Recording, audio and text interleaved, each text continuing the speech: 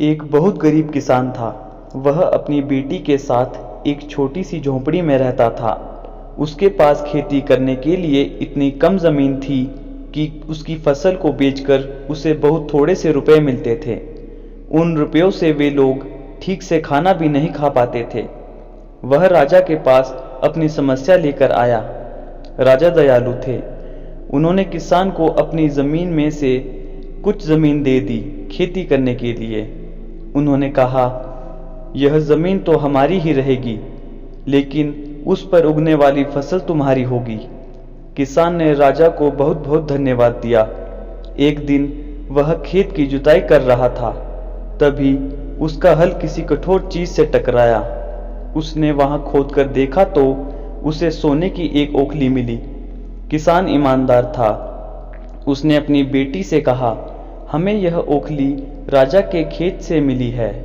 जिसकी जमीन है उसी की यह ओखली भी है, इसलिए हमको इसे राजा को लौटा देना चाहिए।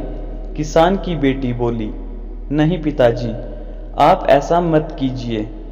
आपको सिर्फ ओखली मिली है। यदि राजा ने आपसे इसकी सोने की मूसल भी मांगी तो आप क्या करेंगे?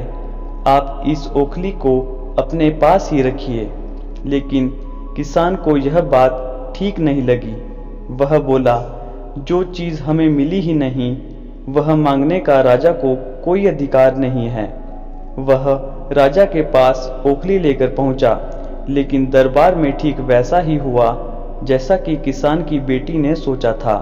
राजा ने सोचा कि किसान ने लालचवश मूसल अपने पास रख ली है। किसान बेचारा सोने की मूसल कहां से लाकर देता। नतीजा यह हुआ कि किसान को जेल में डाल दिया गया। जेल में न उसे ढंग से खाना मिलता, न पानी। किसान को ऐसी गलती की सजा दी गई थी जो उसने की ही नहीं थी। वह खाए पिए बिना निढाल हो गया।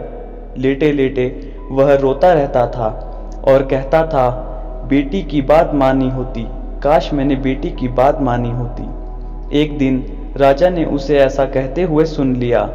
उन्होंने किसान से पूछा कि वह ऐसा क्यों कह रहा है। तब किसान ने राजा को पूरी बात बताई। राजा को अपनी गलती का एहसास हुआ। किसान को तुरंत छोड़ दिया गया। किसान की बेटी को राजा ने दरबार में बुलाया। उससे बातें करने के बाद राजा को पता चल गया कि वह कितनी बुद्धिमान है। किसान की बेटी को राज्य के खजाने का मंत्री बना दिया गया। उन्हें रहने के लिए घर और सभी सुख सुविधाएं दी गई। किसान और उसकी बेटी सदा सुख से रहे। किसान को थोड़ा कष्ट जरूर झेलना पड़ा, लेकिन अंत में जीत सच्चाई की ही हुई।